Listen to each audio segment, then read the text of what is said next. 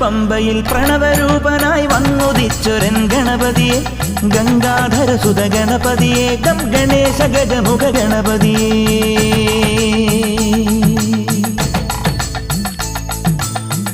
പമ്പയിൽ പ്രണവരൂപനായി വന്നുദിച്ചൊരൻ ഗണപതിയെ ഗംഗാധരസുത ഗണപതിയെ ഗം ഗണേശ ഗജമുഖ ഗണപതിയെ പമ്പാ ഗണപതി പാരിന് ഗുണനിധി മംഗളമൂർത്തേ സിദ്ധിവിനായക ഇരുമുടിയോടെ ഞാൻ മല കയറുമ്പോൾ തുണയരു